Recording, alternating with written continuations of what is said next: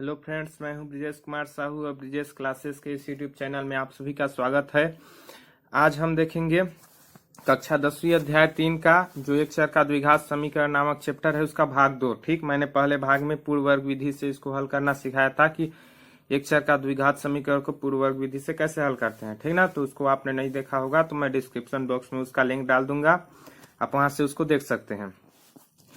और ये देखिए, हम देखेंगे भाग 2। भाग 2 में हम क्या देखेंगे कि एक चर के द्विघात समीकरण को सूत्र विधि द्वारा कैसे हल किया जाता है। ठीक, द्विघात समीकरण को वर्ग समीकरण भी कहते हैं। ठीक, इसको सूत्र विधि से कैसे हल करते हैं तथा इसका विविक्तकर कैसे ज्ञात करते हैं उसके बारे में देखेंगे। देखिए, सूत्र विधि से हल करने का सबसे पहले तो हम वर्ग समीकरण को किस रूप में लिखते हैं A square plus B X plus C. ये क्या कहलाता है? वर्ग समीकरण का मानक रूप। क्या कहलाता है? वर्ग समीकरण का मानक रूप। अर्थात उदाहरण देखें वर्ग समीकरण का, तो मान लीजिए 2x square plus 3x plus 7 ठीक बराबर 0। ये क्या है? वर्ग समीकरण। तो इसका मानक रूप क्या होता है? ax square plus bx plus c। ठीक, इसको मैंने आपको पार्ट 1 में बताया है, भाग 1 में। तो देखिए, इसका सूत्र विधि से कैसे हल करते हैं। तो इसका एक सूत्र होता है जिसको आपको याद रखना है, x बराबर, ठीक ना, x का मान ही ज्ञात करते हैं वर्ग समीकरण हल करते समय। तो x बराबर होता है minus B plus minus under root B square minus 4ac upon 2a। क्या होता है? Minus B plus minus under root B square minus 4ac upon 2a। ये होता है इसका सूत्र। ठीक, या सूत्र विधि से हल करने में वर्ग समीकरण का। तो इसको आप नोट कर लीजिए इस सूत्र को। इसी सूत्र से हम एक उदाहरण हल करके देखते हैं। ठीक, उदाहरण हल करके देखते हैं। तो देखिए, हम एक उदाहरण लेते हैं। हाँ, तो देखिए, है अपना पहला उदाहरण, ठीक ना, सूत्र विधि से हल करने का। तो इसका सबसे पहले हम इसकी तुलना, इसको लिख लेते हैं 9x square plus 7x minus 2 बराबर 0। ठीक, की तुलना ax square plus bx plus c से करने पर, ax square plus bx plus c की तुलना ax square plus bx plus c से करने पर। ठीक, तो a बराबर कितना हो जाएगा? a के जगह कितना है 9, b के जगह कितना है 7। ठीक, इसको मैंने आपको पूर्वक विधि में बताया है। a बराबर 9, b बराबर 7, c बराबर -2। ये हो गया। अब चूंकि हम जानते हैं क्या सूत्र क्या होता है x का मान ज्ञात करने का, माइनस बी प्लस माइनस वर्गमूल B square minus 4ac upon 2a। ये होता है सूत्र। ठीक, minus B plus minus root B square minus 4ac upon 2a। अब देखिए, यहाँ हम मान रख देते हैं। b का मान कितना है? 7, तो यहाँ -7 हो गया। ठीक, प्लस माइनस वर्गमूल b स्क्वायर मतलब 7 का स्क्वायर, बस मान रखना है, बाकी कुछ नहीं करना है। अब 3 से 4 क्वेश्चन करेंगे तो सूत्र याद हो जाएगा। ठीक, तो 7 का होल स्क्वायर माइनस 4, a का मान कितना है 9, 4 गुड़ा 9 गुड़ा c का मान कितना है -2। ठीक, बट्टा 2a मतलब 2 गुड़ा 9 हो गया। अब देखिए, नेक्स्ट करते हैं -7 प्लस माइनस, अब इसको हल करेंगे। 7 सत्ते 49, 7 का होल स्क्वायर कितना हुआ 49 माइनस 9 चक्को 36, 36 दूना 72 और माइनस माइनस क्या हो जाएगा? प्लस। तो यहाँ कितना हो जाएगा? 72। कितना होगा? 72। ठीक, 72 हो जाएगा यहाँ अपान 18। तो ये देखिए, यहाँ 36 माइनस माइनस क्या हो जाएगा? प्लस। ठीक, यहाँ प्लस हो गया। अब देखिए, x बराबर -7 प्लस माइनस 49 और 72 जोड़ेंगे तो कितना हो जाएगा? 9 2 11, 7 4 11 हुए 12, 9 2 11, 7 4 11 हुए 12, ये हो गया 18। तो अब 121 किसका वर्गमूल होता है? तो यहां तक आप नोट कर सकते हैं। अब आगे हल करते हैं। देखिए, कितना है, x बराबर -7 प्लस माइनस 121 से रूट 121 से किसका वर्गमूल होता है, 11 का। ठीक, तो इसके बराबर मतलब 11 गुणा 11 करेंगे तो 121 आता है। तो इसके बराबर लिख सकते हैं -7 प्लस माइनस 11 बटा 18 लिख सकते हैं। तो ये देखिए यहाँ प्लस माइनस है, एक बार प्लस लेने पर करेंगे, एक बार प्लस लेने पर, दूसरे बार माइनस लेने पर। ये देखिए प्लस लेने पर x बराबर -7 प्लस 11 बटा 18 कितना आ जाएगा, 11 में 7 गया, 4 बटा 18, 2 दूना 4, 9 दूना 18, माइनस यहाँ नहीं आएगा प्लस। ठीक ना, x बराबर 2 बटा 9, x का मान आ गया यहाँ। अब इधर देखिए x बराबर माइनस लेने पर -7 माइनस 11 बटा 18, x बराबर -18 बटा 18 आएगा, 11 हम 7 जोड़ेंगे तो -18, तो -18 बटा 18, 18 कम 18 -1 कितना आएगा, -1। x का कितने मान आए, 1 2 बटा 9, 1 -1, ये होगा x के दो मान। कितने हो गए, x बराबर 2 बटा 9 और -1, x के दो मान निकल गए। यही है आपके सूत्र विधि से हल करना वर्ग समीकरण को। ठीक, तो इसको आप स्क्रीनशॉट ले सकते हैं या फिर उतार सकते हैं अपने कॉपी में।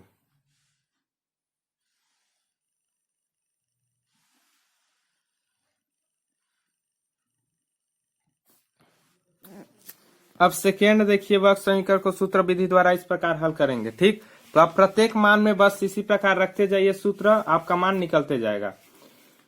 इस प्रकार हम सूत्र विधि से हल कर सकते हैं। अब देखिए सेकेंड सूत्र को याद रखने के लिए आपको देखिए x बराबर -b प्लस माइनस वर्गमूल b square minus 4ac upon 2a, इसको हल करने का एक व्यंजक भी है, लेकिन व्यंजक आपको ज्यादा कठिन लगेगा। ठीक ना, उससे अच्छा आप 3 से 4 क्वेश्चन इसका कीजिए उदाहरण से, मतलब कि प्रश्नावली का, तो आपको सूत्र याद हो जाएगा। ठीक, अब देखिए नेक्स्ट इसका आता है विविक्तकर।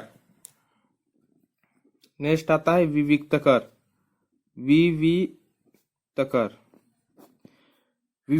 विविक्तकर को जो है उसको क्या बोलते हैं, और विविक्तकर को और बोला जाता है आपका विभेदक।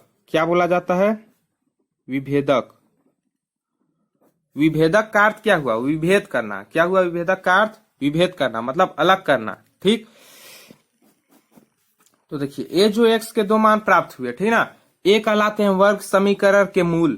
क्या कहलाते हैं, वर्ग। कोई पूछे वर्ग समीकरण के मूल क्या होते हैं, तो वर्ग समीकरण को हल करने पर जो दो मान प्राप्त होते हैं वही वर्ग समीकरण के मूल कहलाते हैं। ठीक, तो विभेदक क्या करता है, विविक्तकर। ठीक ना, इसको d से दर्शाते हैं। विभेदक या विविक्तकर को किससे दर्शाते हैं, d से। ठीक, d से दर्शाते हैं, कैपिटल D। ये क्या करता है कि इन दोनों मानों के बीच x के जो दो मूल निकलते हैं वर्ग समीकरण के मूल, उन मूलों की प्रकृति बताता है और मूलों के बीच विभेद करता है, मतलब मूलों को अलग करता है, वो बताता है। हम बिना मान निकाले सूत्र की सहायता से या पूर्व हल किए वर्ग समीकरण का बिना मान निकाले हम बता सकते हैं कि इसके जो मूल निकलेंगे वो कैसे होंगे, धनात्मक होंगे, ऋणात्मक होंगे या शून्य होंगे। ठीक, उससे उसको विविक्तकर से ज्ञात करते हैं। तो विभेदक का जो सूत्र होता है वो होता है b स्क्वायर माइनस 4ac। क्या होता है, b square minus 4ac d बराबर, मतलब इस सूत्र में जो यहाँ है, ठीक ना, यहाँ यही होता है विभेदक या विविक्तकर। इसका यूज हम देखेंगे कैसे करते हैं। ठीक ना, तो ये सूत्र होता है, इस सूत्र को आप नोट कर लीजिए, विभेदक या विविक्तकर ज्ञात करने का। ठीक, इसका एक हम इसी उदाहरण को, जो उदाहरण से मान ज्ञात किए हैं उसी उदाहरण में देखते हैं। ठीक, तो देखिए क्या है इसका उदाहरण, 9x square plus 7x minus 2। यही क्वेश्चन हमने हल किया है पहले। ठीक, ये रहा। देखिए इसका विविक्तकर ज्ञात करो बोलेगा, विविक्तकर विविक्तकर विविक्तकर ज्ञात करो या विभेदक ज्ञात करो। तो कैसे ज्ञात करेंगे? ठीक, तो हम पहले हल लिखेंगे। हल, अब इसको लिख लेंगे 9x² + 7x - 2 की तुलना उसी से मानक रूप से कर देंगे वर्ग समीकरण के। ax² + bx + c से करने पर तो क्या हो जाएगा? a बराबर 9, b बराबर 7, c बराबर -2। ये हो गया आपका। अब चूंकि वियुक्तकर बराबर क्या होता है? विभेदक या वियुक्तकर दोनों बोलते हैं इसको। विभेदक का अर्थ होता है अंतर, इसका भी अर्थ होता है अंतर। इसको d बराबर क्या होता है? d बराबर आपका होता है b² - 4ac। तो यहां मान रख दीजिए 7 का स्क्वायर माइनस 4 गुणा 9 - 2। ठीक, यहाँ गुणा कर सकते हैं बीच में। 9 चौको 36, 36 दूना 72 और ये 7 सत्ते 49, 7 सत्ते 49 और ये माइनस माइनस प्लस हो जाएगा। माइनस माइनस प्लस, 9 चौको 36, 36 दूना 72, 72। ये कितना आ गया?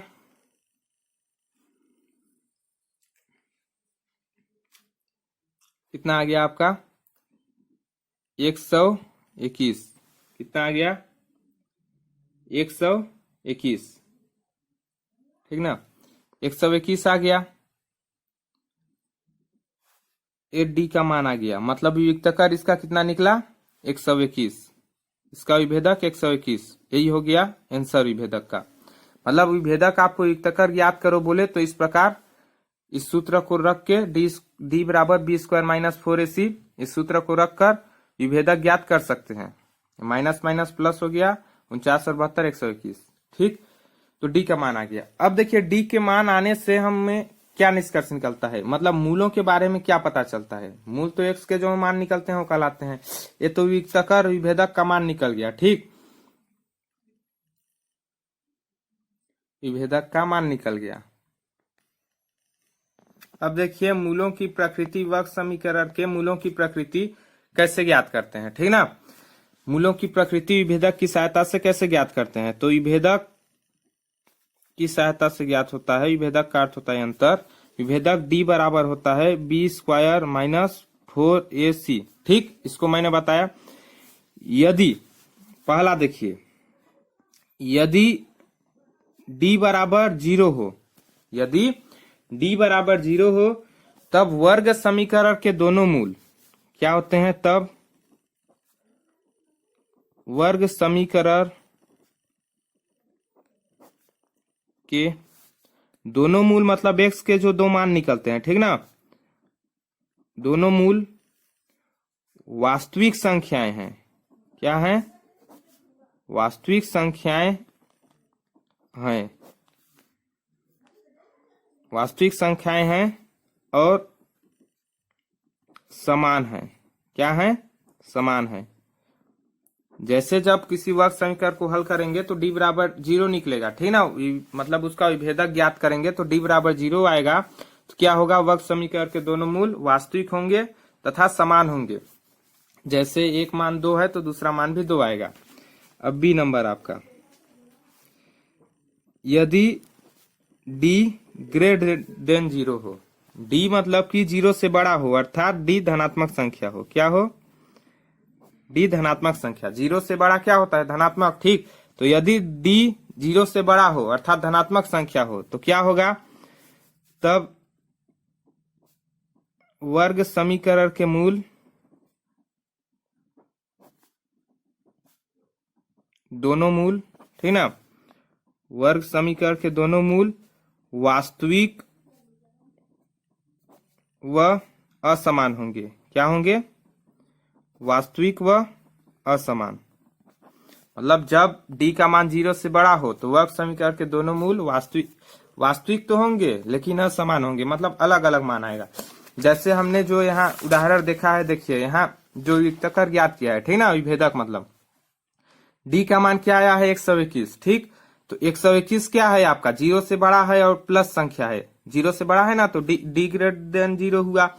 तो इसमें का जब हम वर्ग समीकरण को हल करेंगे तो इसका मान क्या आएगा, मतलब मूल कैसे आएंगे, वास्तविक तो आएंगे लेकिन असमान होंगे। देखिए हमने पहले उदाहरण भी हल किया है, तो क्या आया है 2/9 और -1। तो ये दोनों मूल वास्तविक तो हैं लेकिन असमान है, मतलब अलग अलग हैं।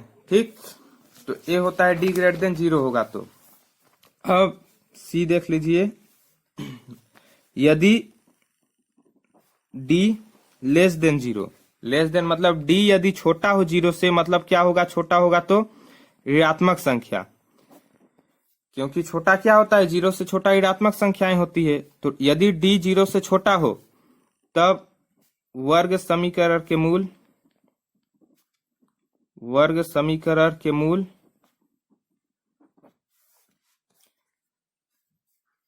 काल्पनिक वर्ग समीकरण के मूल काल्पनिक, इसी को बोलते हैं अधिकल्पित। वर्ग समीकरण के मूल काल्पनिक या अधिकल्पित व असमान होंगे। क्या होंगे, काल्पनिक, अधिकल्पित व असमान होंगे। ठीक, अधिकल्पित मतलब उसका वर्ग नहीं निकलेगा। जैसे देखिए, यदि डी छोटा हो 0 से, मतलब डी ऋणात्मक हो, तो इसको आप नोट पॉइंट में आप उतार सकते हैं कि मूलों की प्रकृति कैसे ज्ञात करेंगे। वह जब डी बराबर 0 हो तो मूल वास्तविक होंगे और समान होंगे। जब डी 0 से बड़ा हो मतलब धनात्मक हो तो मूल क्या होंगे, वास्तविक व समान होंगे, मतलब अलग अलग होंगे लेकिन मूल वास्तविक होंगे। और डी जब 0 से छोटा हो ऋणात्मक हो तो क्या होंगे, मूल काल्पनिक मतलब अधिकल्पित व असमान होंगे। चलिए एक उदाहरण देखते हैं। ठीक, मूलों की प्रकृति ज्ञात करने का। तो उदाहरण देखते हैं। पहला क्वेश्चन, x² - 4x + 4 = 0 के मूलों की प्रकृति ज्ञात कीजिए। के मूलों की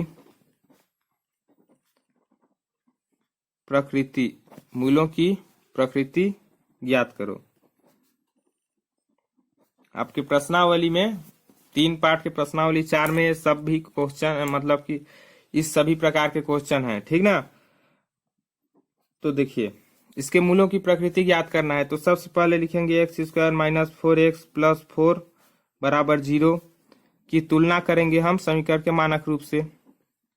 तुलना ax² + bx + c से करने पर, तुलना करने पर। ठीक,